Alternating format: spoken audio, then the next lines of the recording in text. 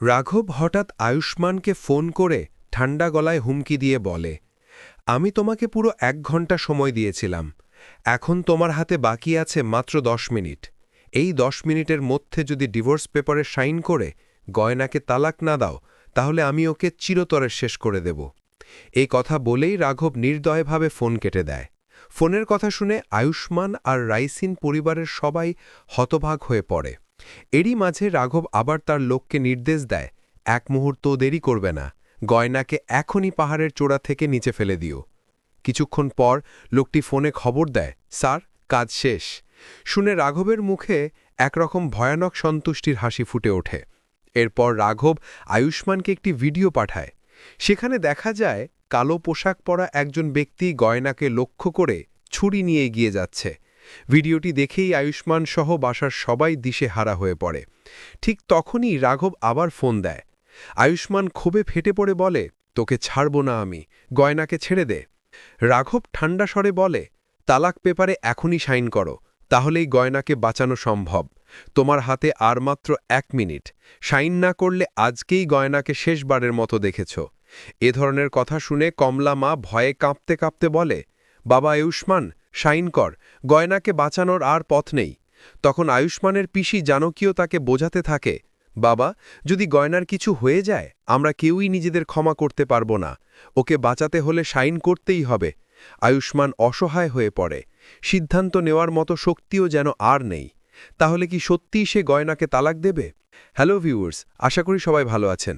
আজ আপনাদের জন্য নিয়ে এলাম গহনা, এক গ্রাম্য মেয়ের কাহিনী নাটকের 275তম পর্বের নতুন ও পরিষ্কার একটি ব্যাখ্যা।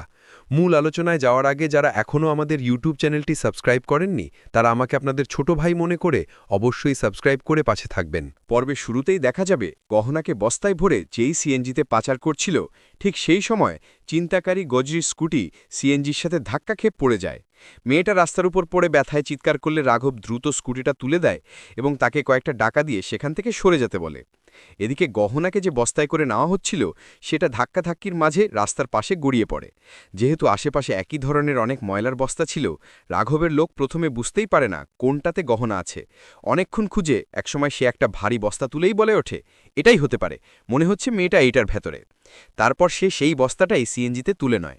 রাঘব তখন বিরক্ত গলায় বলে, এই মেয়েটাকে আনতে গিয়ে আমার অনেক সময় নষ্ট হলো, এখন তাড়াতাড়ি আমাকে বাড়ি নামিয়ে দাও, আর তুমি বস্তাটা নিয়ে যে সরাসরি পাহাড়ের মাথা থেকে ফেলে দেবে।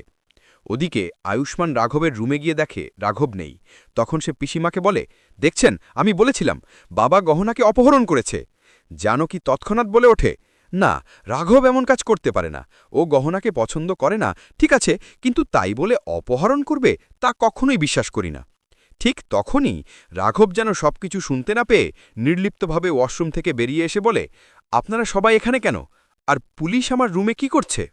বাড়িতেই বসে রাঘব আবার আয়ুষ্মানকে ফোন করে বলে, তোমার হাতে মাত্র 10 মিনিট, ডিভোর্স পেপারে সাইন না করলে গহনাকে আজই হারাবে। পরিবারের সবাই আতঙ্কে দিশাহারা হয়ে পড়ে। ইতিমধ্যে রাঘবের লোক পাহাড়ের মাথা থেকে বস্তাটা নিচে ফেলে দেয়। তারপর রাঘব একটি ভয়ঙ্কর ভিডিও পাঠায়, যাতে দেখা যায় কালো পোশাক পরা একজন মানুষ গহনাকে ছুরি নিয়ে আক্রমণ করতে যাচ্ছে। ভিডিও দেখে সবাই আতঙ্কে স্তব্ধ হয়ে যায়। আয়ুষ্মান বাধ্য হয়ে ডিভোর্স পেপারে সাইন করতে উঠলে ঠিক তখনই দরজায় দাঁড়িয়ে গহনার কণ্ঠ শোনা যায়, ডক্টর বাবু, কোনো কাগজে সাইন করার দরকার নেই। সবাই ছুটে গিয়ে গহনাকে জড়িয়ে ধরে। আয়ুষ্মানের চোখে পানি চলে আসে। গহনা কিভাবে ফিরে এলো?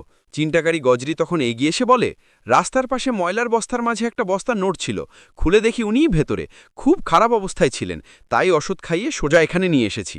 ঠিক এই মুহূর্তেই রাঘব বাড়িতে ঢোকে। গজরি অবাক হয়ে বলে, সাহেব, আপনি এখানে? রাইজেন পরিবার রাঘবের দিকে তাকিয়েই অবাক হয়ে যায়। 275তম পর্ব এইভাবেই একটি টুইস্ট দিয়ে শেষ হয়। ভিডিওটি কেমন লাগলো জানাতে ভুলবেন না। আর পরবর্তী ব্যাখ্যা সবার আগে পেতে চাইলে আমাকে নিজের ভাই মনে করে চ্যানেলটি সাবস্ক্রাইব করে পাশে থাকবেন। সকলেই ভালো থাকুন, সুস্থ থাকুন।